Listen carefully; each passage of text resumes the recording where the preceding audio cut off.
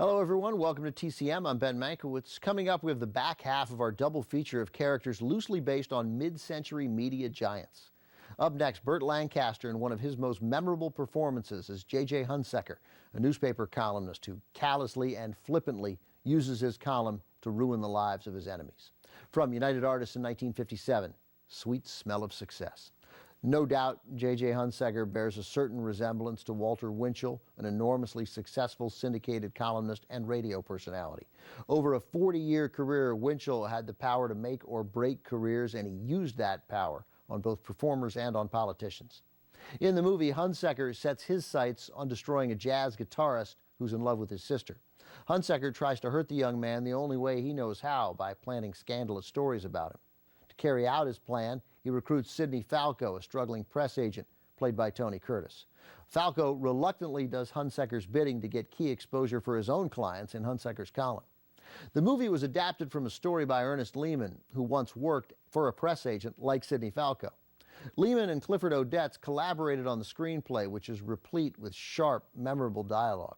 Lehman was also planning to direct Sweet Smell of Success, but producers were nervous about turning over the picture to a first-time director, so Lehman was replaced by Alexander McKendrick, who'd made a name for himself directing British comedies like The Man in the White Suit and The Lady Killers. McKendrick made elaborate storyboards, taking extensive photographs of the Times Square area to capture what he called its neurotic energy. That was Times Square's 1957 energy. He should see it today, 60 years later, with its neurotic corporate consumer energy. From 1957, also with Susan Harrison, Martin Milner, Sam Levine, Barbara Nichols, and jazz drummer Chico Hamilton as himself, here are Tony Curtis and Burt Lancaster at their best in Sweet Smell of Success. Sweet Smell of Success did not do well at the box office, but it did end up on several 10 best lists at the end of the year. Today, it's widely considered a high point of 1950s movie making and of the careers of Burt Lancaster and Tony Curtis.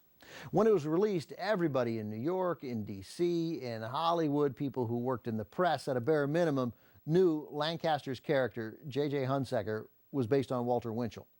Winchell had been a crusader against evil in the 1930s and 40s, taken on the Ku Klux Klan and Adolf Hitler. But he turned nasty and vindictive after the war, closely associating himself with Senator Joe McCarthy, the witch hunts, and the blacklisting of suspected communist sympathizers. He experienced a brief career renaissance in the late 1950s when he became the narrator of the TV series The Untouchables. But a few years later, when he made a remark in his column about talk show host Jack Paar, Paar began attacking Winchell on the air, helping to bring about the end of Winchell's career. Winchell died in 1972 at 74. The story goes that his funeral was attended by one person, his daughter.